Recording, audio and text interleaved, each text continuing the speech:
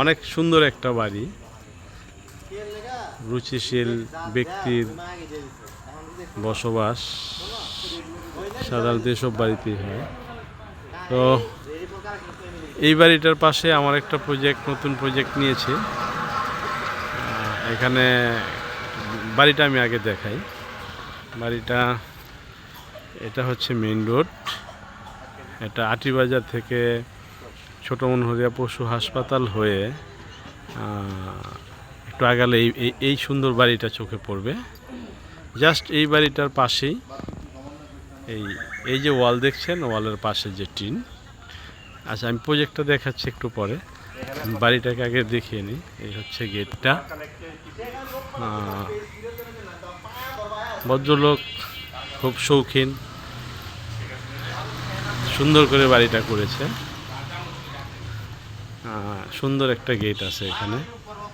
ভিতরের বাড়িটা আমি যদি একটু দেখাই, বাগান বাড়ি সহ সুন্দর করে বাড়িটা করেছে। এসএসের গেট দেয়া, পিলারগুলি দেখতে খুব সুন্দর, রুচিশীল ডিজাইনের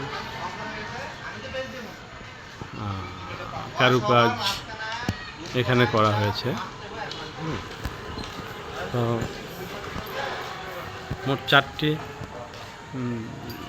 সুন্দর সুন্দর পিলার। তো এই বাড়িটার পাশে এই যে ওয়ালটা দেখতে পাচ্ছেন, এই ওয়ালটার পাশে আমাদের নতুন প্রজেক্ট। আমরা সবাই দেখতে এসেছি প্রজেক্টটি। কাজ শুরু করব। প্রজেক্টের আমাদের যে প্রজেক্টের যে প্লট, এই প্লটটা এখনও মানে ঘাস লতা পাতা দিয়ে ভরপুর। এটা 6 কাঠার উপরে প্রজেক্টটা হবে, ঠিক এই জায়গাটিতে। 3+9 নিচতলা পার্কিং, প্রতি ফ্লোরে 3টি করে ইউনিট হবে, কমন স্পেস সহ 1200+। এটা চণ্ডীপুর যাওয়ার মেইন রাস্তা।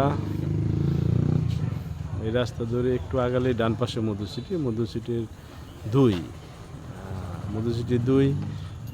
ওই আমরা দেখতে পাচ্ছি বড় বড় ভবন তৈরি হয়েছে। এই পাশে যে ভবনটা আমরা বড় দেখছি, এটা হচ্ছে হাকিস ফাউন্ডেশনের মাদ্রাসা। এখান থেকে মাদ্রাসায় যেতে পায়ে হেঁটে গেলে 3-4 মিনিট সময় লাগবে।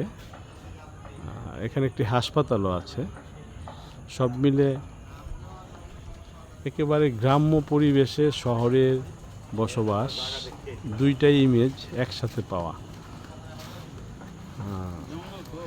এই রোডটির মধ্যে গ্যাস লাইন আছে, যদিও আবাসিক সংযোগ এখন হয় না, ভবিষ্যতে হবে আশা করি। অনেক ব্যস্ত একটা সড়ক। আমাদের ডিরেক্টর সাহেব আছেন, আমাদের শুভাকাঙ্ক্ষীরা আসছেন প্লটটি দেখতে। কয়েকদিন হলো আমরা চুক্তি করেছি, চুক্তিটা সম্পন্ন হয়ে গিয়েছে।